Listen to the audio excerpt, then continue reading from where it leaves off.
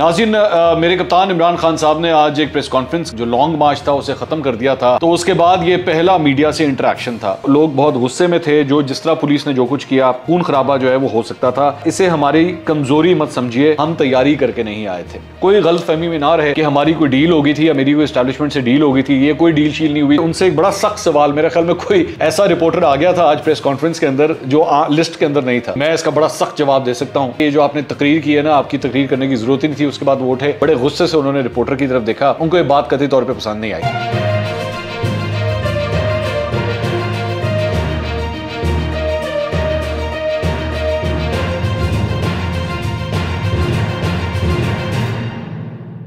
अस्सलाम वालेकुम नाज़रीन, मैं हूं मंसूर अली खान। अपने YouTube चैनल के ऊपर आपको खुशामदीद कहूँगा। सबसे पहले आपसे दरख्वास्त के चैनल को सब्सक्राइब करना मत भूलिएगा और बेल आइकन ज़रूर प्रेस कीजिएगा। नाज़रीन, मेरे कप्तान इमरान खान साहब ने आज एक प्रेस कॉन्फ्रेंस की और जब उन्होंने अपना जो लॉन्ग मार्च था उसे ख़त्म कर दिया था, हकीकी आज़ादी मार्च जब उन्होंने ख़त्म किया था, तो उसके बाद ये पहला मीडिया से इंटरेक्शन था। और कल सुबह के बाद से लेकर अब तक ये पहला मीडिया से इंटरेक्शन था और बड़ी तफसील से उन्होंने जो है वो चंद चीज़ें डिस्कस की। मैं एक एक करके उनके पॉइंट्स हैं, कुछ चीज़ें वो ठीक कह रहे थे, कुछ चीज़ें वो गलत कह रहे थे, फैक्चुअली वो गलत थी। सारी बातों के ऊपर तफसील से बात करते हैं। मैंने मुख्तलिफ पॉइंट्स लिखे हुए।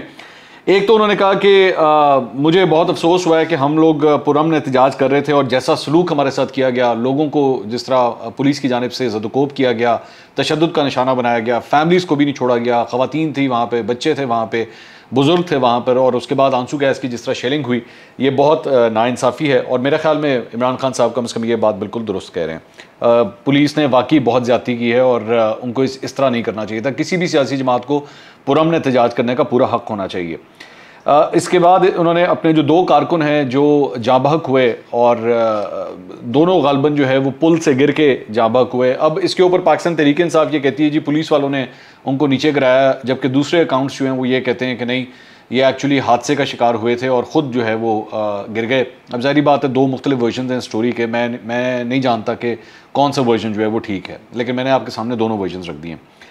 उसके बाद उन्होंने कहा कि अफसोस इस बात का है कि सुप्रीम कोर्ट ऑफ पाकिस्तान ने जो है वो अपना हुक्म दे दिया था, लेकिन इसके बावजूद जो है वो पुलिस ने एक्शन लिया। और हम ये समझ रहे थे कि सुप्रीम कोर्ट के फैसले के बाद जो है वो रस्ते क्लियर कर लिए जाएंगे, लेकिन इसके बावजूद रस्ते क्लियर नहीं किए गए। उन्होंने कहा जी वकीलों को निशाना बनाया गया, बहनों को, फैमिलीज़ को निशाना बनाया गया। उमर अयूब जो हमारे साबका मिनिस्टर हैं वो पुलिस से बातचीत करने के लिए गए थे, लेकिन उनके ऊपर भी जो है वो डंडे बरसाए गए। और ये फैक्ट है कि उमर अयूब साहब की जो तस्वीरें आई जिसके अंदर उनके ऊपर तशद्दुद हुआ हुआ था, वो नज़र आ रहा था कि काफ़ी ज़दकोब उनको किया गया, जो कि बहुत नाइंसाफ़ी है। आप उमर अयूब साहब की सियासत से इख्तिलाफ़ कर सकते हैं, लेकिन हैं वो एक सियासतदान, और किसी भी सियासतदान के साथ ये सलूक नहीं होना चाहिए था। उसके बाद उन्होंने कहा कि जी ये लोग यजीद के फॉलोअर्स हैं, शहबाज शरीफ और राना सनाउल्लाह के बारे में उन्होंने कहा कि ये वही शख्स है जिसके होते हुए जो है वो मॉडल टाउन के अंदर 14 कत्ल हुए। उन्होंने कहा कि अगर मेरे पैसे भी बाहर पड़े होते तो शायद मैं भी वहाँ पे बैठ सकता था, मुझे कोई परवाह ना होती कि मुल्क में क्या इंतशार फैल रहा है, क्या कुछ हो रहा है, मुझे कोई परवाह ना होती। उसके बाद उन्होंने कहा कि हमारे लोग बहुत गुस्से में थे, जो जिस तरह पुलिस ने जो कुछ किया, और खून खराबा जो है वो हो सकता था। इसे हमारी कमज़ोरी मत समझिए, हम तैयारी करके नहीं आए थे। तो ये इनका ये जो कहना है कि जी हमारी तैयारी नहीं थी। आपको पंजाब के कारकुनों से जो है, अपने पंजाब के लोगों से सवाल करना चाहिए कि क्यों तैयारी नहीं थी। मतलब आपके जो लीडर थे उस्मान बुज़दार, वो किधर थे? शाह महमूद कुरैशी साहब आपके साथ क्यों यहाँ पे बैठे हुए थे? और आपके जो दीगर सियासी रहनुमा हैं वो कितने लोग बाहर लेकर आए? शहबाज गिल फैसलाबाद से सियासत करना चाहते हैं, लेकिन शहबाज गिल आपके साथ खड़े हुए क्या कर रहे थे? फ़ारूक हबीब कितने लोग लेकर आए?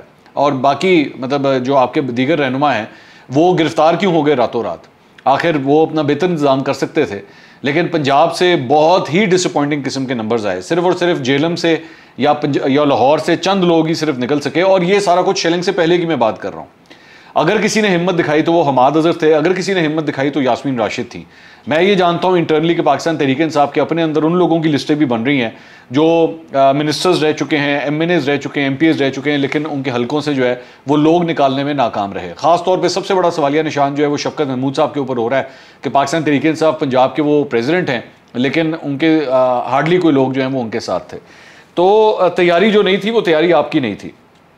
उसके बाद उन्होंने इसके अलावा ये कहा कि जी इसे कोई गलत फहमी में ना रहे कि हमारी कोई डील हो गई थी या मेरी कोई एस्टैब्लिशमेंट से डील हो गई थी, ये कोई डील शील नहीं हुई। तो अच्छी बात है, इमरान खान साहब ने आज इसको क्लियर कर दिया कि उनकी कोई डील नहीं हुई थी और ये जो भी फैसला उन्होंने किया वो खुद किया। तो अगर अच्छा, इसमें अब मेरा पॉइंट सिर्फ ये है कि नॉर्मली इस्टेब्लिशमेंट से जब डीलें होती हैं ना, तो उसका आके कोई ऐलान नहीं करता, ठीक है। फौज के साथ जब भी कोई डील सियासतदान करता है तो वो आके माइक के ऊपर खड़ा होकर ऐलान नहीं करता, जी अस्सलाम वालेकुम, मैं आपको बताना चाहता हूँ मेरी इस्टेब्लिशमेंट से डील हो गई। तो ऐसा तो नहीं होता, तो ये इसका मार्जिन तो वहाँ पे रहेगा। क्योंकि ये फैक्ट है कि पाकिस्तान तहरीक इंसाफ के लोग पिछले 48 घंटे के अंदर 24 घंटे के अंदर जो है वो हैरान और परेशान है कि भाई ये हुआ क्या है, ये इमरान खान साहब ने किया क्या है। हम लाठियां खा के, आंसू गैस के शेल बर्दाश्त करके, इतना तशद्दुद बर्दाश्त करके, कंटेनर हटा हटा के हमारे हाथ जल गए, और गर्मी धूप बुरा हाल, और उसके बाद हम यहाँ पे पहुँचे, और जैसे ही हम पहुँचे तो इमरान खान साहब कहते हैं जनाब थैंक यू वेरी मच, 6 दिन के लिए जो है वो इनकलाब मौखर कर दिया गया है, मिलते हैं एक छोटे से ब्रेक के बाद। तो मतलब ये जो ब्रेक थी जो इमरान खान साहब ने ली, इसकी किसी को समझ नहीं आई। तो इसीलिए चहमगोइयाँ शुरू हो गई, इसीलिए हर जगह ये बातें स्टार्ट हो गई कि लो जी ये डील हुई है, कोई कप्तान ने डील खटकाई है जिसकी वजह से सब कुछ हो गया। अब कोई डील हुई है या किसी ने किसी को बेवकूफ़ बनाया है, या तो इस वक्त शहबाज शरीफ साहब को बेवकूफ़ बनाया जा रहा है या इमरान खान साहब को बेवकूफ़ बनाया गया, दोनों में से कोई बात हुई है, या वो अपनी हरकतों की वजह से बेवकूफ़ बने हैं। इनमें से कोई ना कोई एक चीज़ तो ज़रूर हुई है।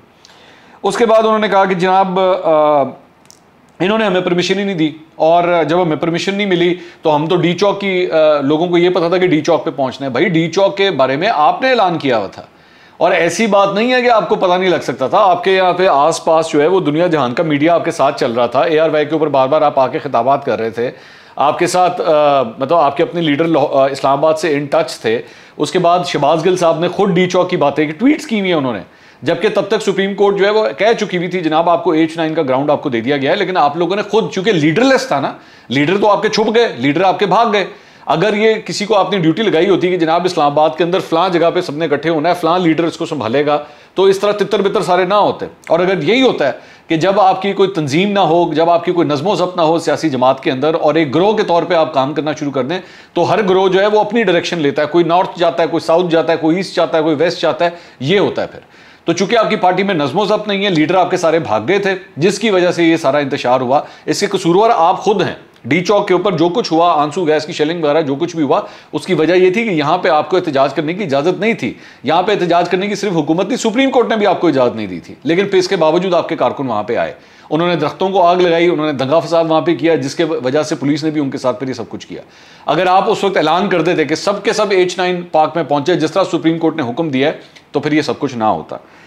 इसके अलावा उन्होंने कहा कि जी मैंने चीफ जस्टिस ऑफ पाकिस्तान को ख़त लिख दिया है कि पुरअमन एहतजाज करना हमारा हक है, और जिस तरह मैंने 6 दिन के बाद जो है अपने लाएअमल का मैं ऐलान करूँगा, और उसके बाद जो है हम अपने एहतजाज की जो है कॉल है, और अगली दफ़ा हम तैयारी के साथ आएंगे। और चीफ जस्टिस भी जो है उनको भी इस बात का एहसास करने की ज़रूरत है, उनको ये चीज़ देखने की ज़रूरत है कि हमें जो है पुरअमन एहतजाज करने का हक जो है वो हमारा होना चाहिए।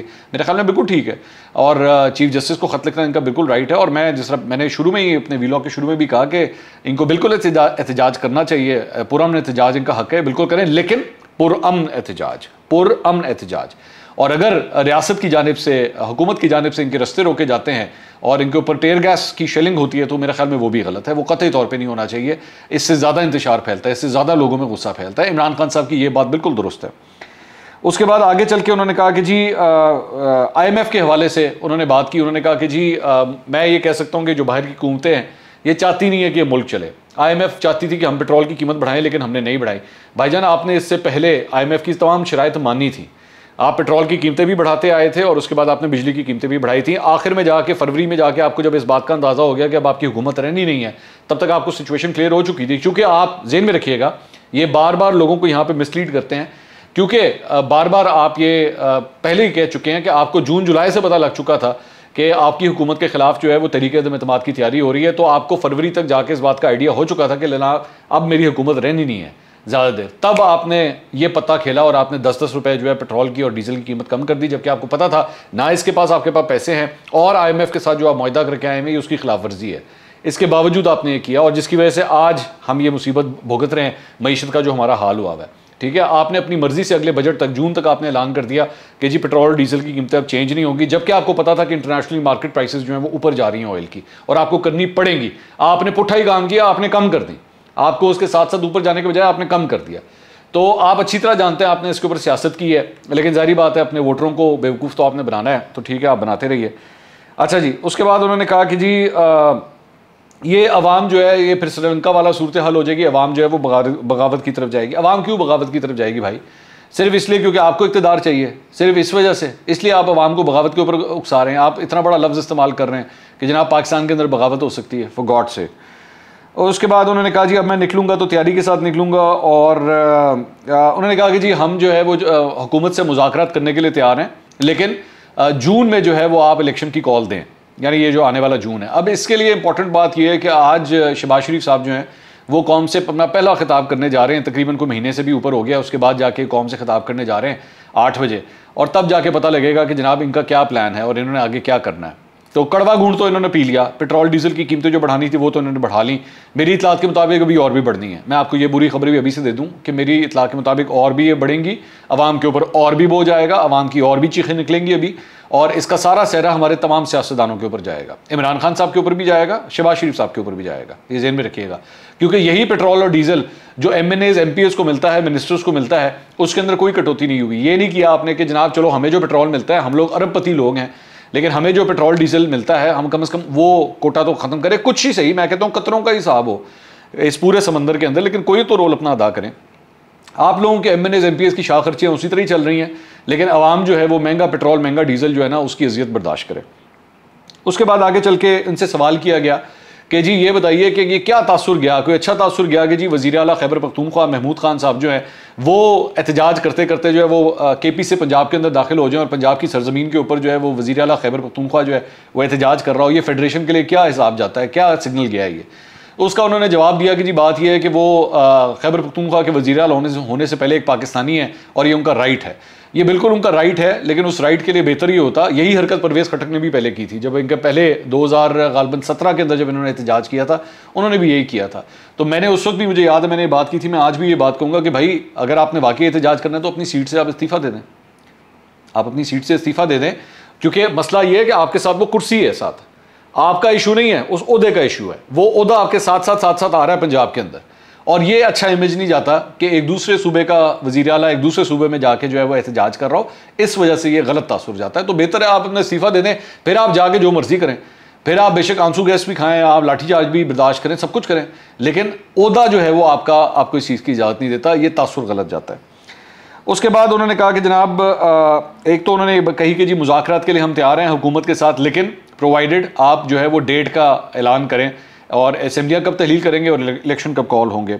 इसके साथ साथ उन्होंने कहा कि जी ओवरसीज़ पाकिस्तानीज़ को जो वोट का राइट जो है वो ख़त्म किया गया है, हम उसको सुप्रीम कोर्ट ऑफ पाकिस्तान में चैलेंज करेंगे।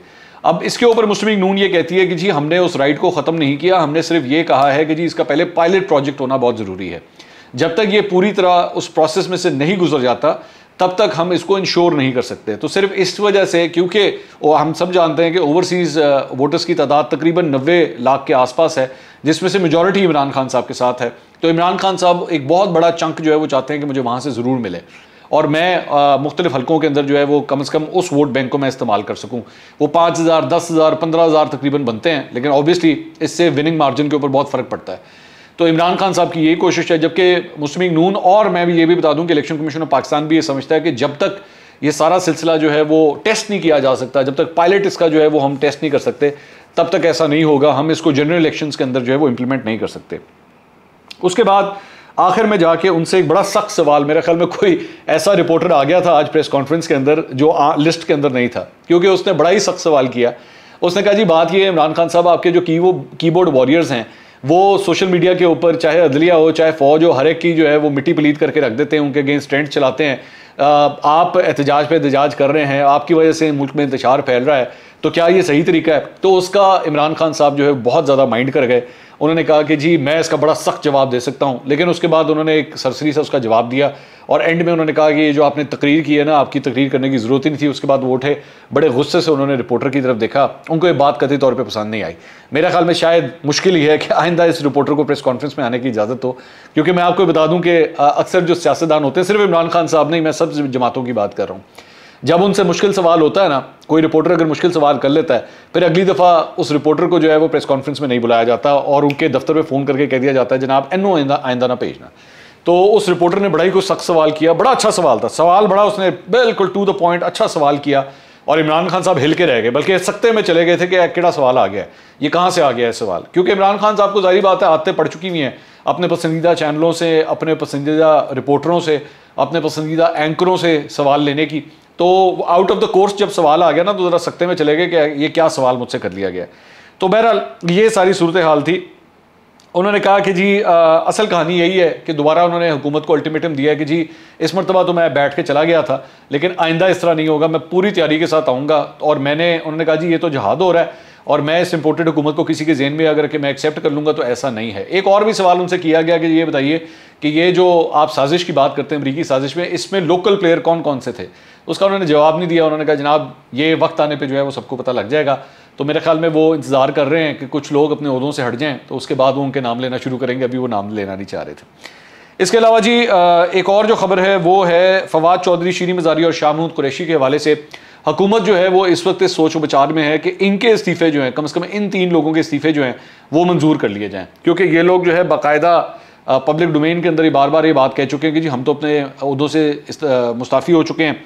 फवाद चौधरी और शीरी मज़ारी ने तो गालबन कोर्ट्स के अंदर भी ये बात कही है कि जी हम अपने ओहदों से मुस्ताफ़ी हो चुके हैं, तो इस वजह से भी इनके इस्तीफ़े जो हैं शायद एक्सेप्ट कर लिए जाएँ। तो हुकूमत जो है इस बारे में सोच विचार कर रही है। अलबत्ता हुकूमत के हवाले से ये मैं आपको बता दूं कि इस वक्त राजा रियाज जो है वो अपोजिशन लीडर का किरदार अदा कर रहे हैं और नूर आलम खान को आपने पब्लिक अकाउंट्स कमेटी का चेयरमैन बना दिया, which is actually a farce, which is actually nothing less than comedy. कि राजा रियाज के बारे में सबको पता है कि अगला इलेक्शन उन्होंने नून लीग के टिकट पे लड़ना है, तो वो क्या अपोजिशन लीडर का किरदार अदा करेंगे। और इन्हीं राजा रियाज के साथ मिलके जब आप अगर चीफ इलेक्शन कमिश्नर का या अगले केयरटेकर सेटअप का बैठ के जब ऐलान करना चाहेंगे या फैसला करना चाहेंगे, उसकी क्या वैलिडिटी होगी, उसकी क्या ऑथेंटिसिटी या क्रेडिबिलिटी होगी। तो एक अजीब जोक है ये जो कुछ हो रहा है। मैं ये समझता हूँ इसका सबसे आसान हल यही है। इमरान खान साहब की एक बात की मैं तारीफ़ करूँगा जो उन्होंने आज कही। उन्होंने कहा कि हम इंतशार नहीं फैलाना चाहते, हम इस सारे मामले को पुरअमन रखना चाहते हैं, तो बेहतर ये है कि हमारे साथ डायलॉग किया जाए। अगर ये डायलॉग की बात है तो मेरे ख्याल में फ़ौरन हुकूमत को इस ऑफ़र को कबूल करना चाहिए, उनको साथ मेज़ पे बैठना चाहिए। कितने ही आपस में इख्तलाफात क्यों ना हों, बड़ी बड़ी मुल्क जिनकी जंगें होती हैं आपस में, वो भी सारे मामला को रिजॉल्व जो है वो टेबल के ऊपर बैठ के ही करते हैं। तो ये दोनों साइड्स के ऊपर पाकिस्तानी है, चाहे वो हुकूमत से जुड़े हुए हों या इमरान खान साहब की जमात से जुड़े हुए हों, दोनों तरफ पाकिस्तानी बैठे हुए हैं। तो बेहतर ये है कि खुदा के लिए आप लोगों को तो कुछ नहीं होगा, एक आम कारकुन का जो है वो खून बहेगा, एक आम पुलिस वाले का खून बहेगा। अपनी अना की वजह से, अपने इन सियासी मामलात की वजह से खुदा के लिए सड़कों पे खून मत बहाइए। इन लोगों के साथ बैठ जाइए, बैठ के मामलात को हल कीजिए। दोनों साइड्स की सुनी जानी चाहिए और दोनों साइड्स को किसी तरह कोशिश करनी चाहिए कि मामले को रिजॉल्व किया जाए। अगले वीलॉग में दोबारा मुलाकात होगी। अल्लाह हाफ़िज़।